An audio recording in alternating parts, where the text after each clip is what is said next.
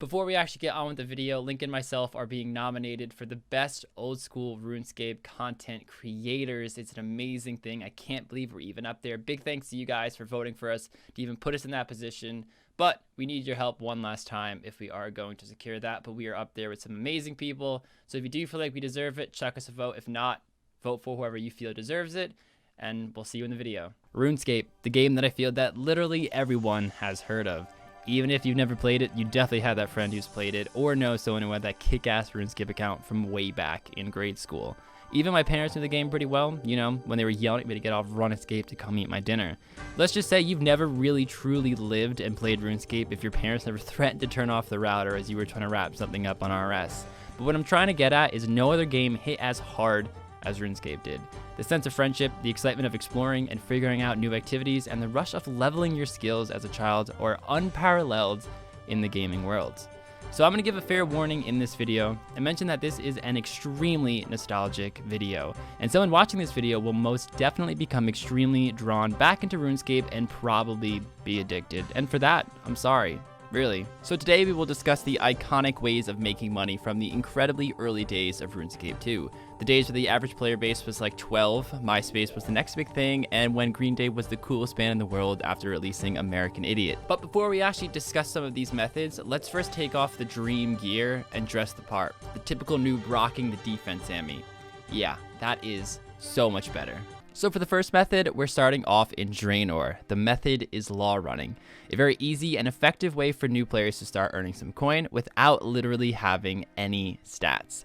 All you needed was 27 unnoted pure essence and a secret love for runecrafting without getting any experience, because literally that is what this method entails. The method consists of you doing all the labor of law runecrafting while earning the profit that it would normally provide at the expense of not getting any experience for it. Since you weren't actually runecrafting runes yourself, there was no requirement. And the reason why the runecrafters did this was because they'd essentially be given pure essence right at the altar, saving them a trip back to the bank. Your experience rates would have been through the roof, and it would have been much faster than somebody who would actually bank themselves. But why bank when you can have a noob trying to earn some coin giving you the pure essence at an expense of, 27 law runes? So to actually do the method, you'd start in Draenor, bank all your worn equipment, and take out 27 pure essence. You'd then walk your way up to Port Sarim and take the boat to Intrana and walk up by the law altar. The next step would be to find a person who was wearing full Zami robes and a law tiara, as that indicated that they were a runecrafter. If no one was readily available, you'd type Law Me above your head until a runecrafter traded you. You would trade them 27 pure essence, and they'd give you 27 noted pure essence back, alongside 27 law runes for you to keep. Now, you probably were a noob, let's be honest. You did not have a glory teleport, so probably walked all the way back to Draenor, unnoted their essence, and then repeated the process over and over again to get as many law runes as you desire to then sell for as much profit as you can get. Now, you've probably noticed in the footage shown that they were using rune essence instead of pure essence. That is because this video is from early of April 2006, and pure essence wasn't even released yet until later that same month.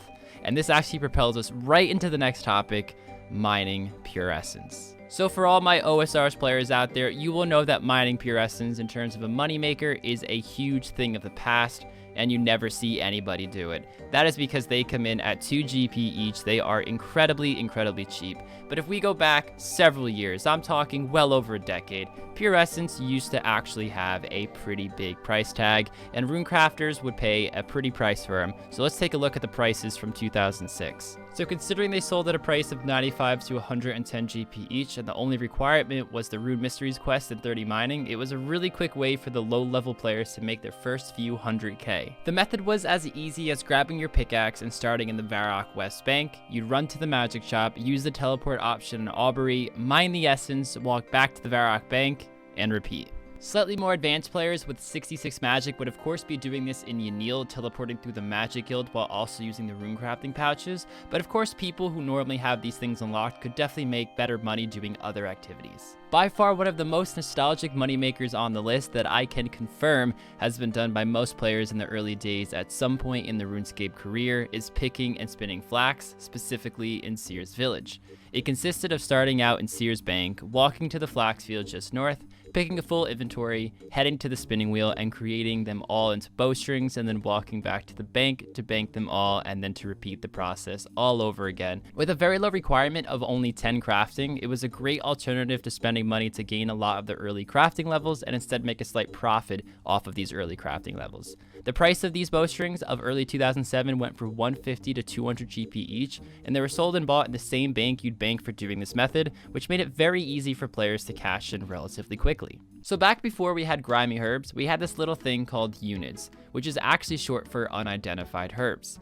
Essentially, just by looking at the uncleaned herbs, it was called just that, a herb, and you had no idea what herb it actually was until you tried to clean it, in which case you would clean the herb for you if you had the correct level. If you did not have the level, it would tell you what level you needed, which would ultimately allow you to piece together what herb it was. However, several players looking to train their herb lore or potentially flip these herbs after cleaning them would be willing to pay around 1k each for these, taking the gamble if the herbs were high level or not. Two places that come to mind for grinding out units were both Men, yes, the level 2 Men, and Chaos Druids. Both of these NPCs were incredibly low leveled, had a huge turnover for herbs per kill, and dropped a huge diversity of herbs ranging from both high and low leveled ones.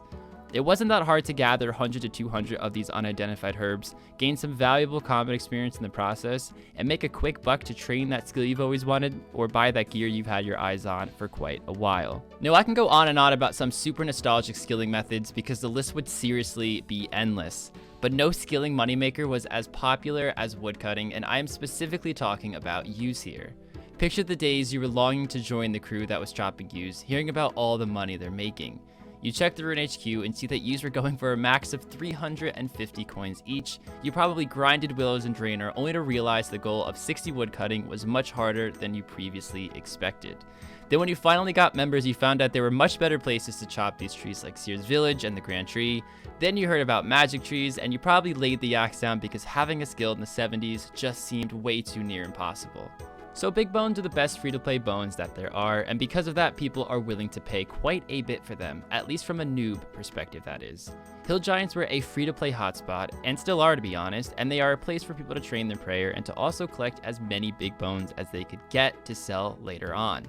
The free-to-play Hill Giants were always a free-for-all, with several players always fighting for locations and Hill Giant spawns.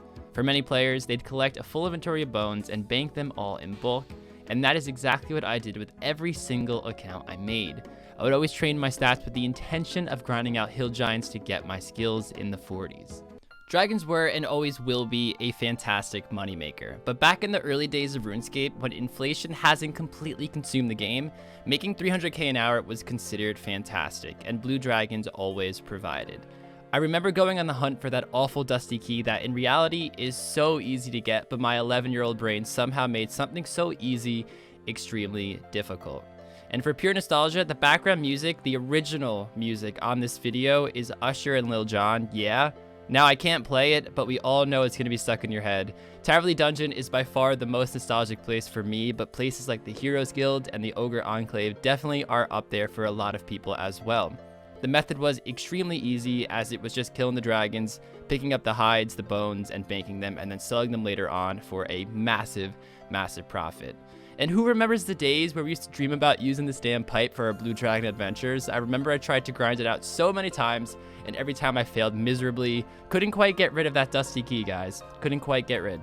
You definitely cannot think of the older days of RuneScape and not think of the Dragon Chain Body, the most expensive piece of gear there was for its day, the coolest looking armor piece for several years, and the biggest flex you could ever have on your account. So for the next moneymaker, we have to talk about what the elitists did back in the day to make money, and that was killing the Calphite Queen, one of the only bosses in the game, and one of the best ones by far. And back then, it was all about showing off your muscles and your knees, as wearing full Varrics to kill this boss was definitely the meta. The clip you're watching now is from December 2006 from the YouTube channel I'm Educated.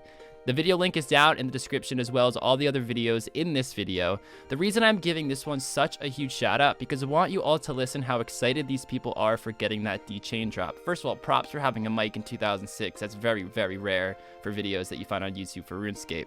But I've never seen people so excited to get a drop in their life. Seriously, I haven't seen people this excited in such a long time when playing RuneScape. I mean, I could see Iron Men get T-bows and they don't even act this excited. There was just something so different about being back then. Maybe it was the younger age, maybe we were more impressionable. I don't know. But what I do know is getting a D-chain drop back in 2006 was a massive accomplishment, and I'm gonna let the clip speak for itself. Dude! Oh my god! Oh my god! Yeah, baby! Yeah, baby! Yeah, baby! Yeah, baby! Dude! Dude! Yeah, baby! Yeah, baby! Yeah! Christmas drop! Yeah, boy! Yeah, baby! Yeah! Yeah! So I don't know about you guys, but that last clip there hits me incredibly hard. I think we've all been in that place, whether it was a D-chain drop or it was a Rune Scimitar drop back when you're doing Slayer in 2006 or whatever. Everybody has their moments. And honestly, guys, I want everyone to share their best money-making moment or their best money-making method that they did back in these days. Any era that, you know, speaks to you. This is what it's all about. The era I talk about in this video is what's most nostalgic for me, but I'm going to be reading every single comment on this video. I usually do. Every single comment I'm going to read. I cannot wait to hear what you guys have to say. But that is going to wrap up this video. If you guys really do enjoy this style of video, I absolutely love making them. I have an evolution of gear video as well that you guys can check out, talking about the gear progression from 2004 to 2007. So with that said, guys, hope you all enjoyed, and I hope to see you all in the next one. Take it easy.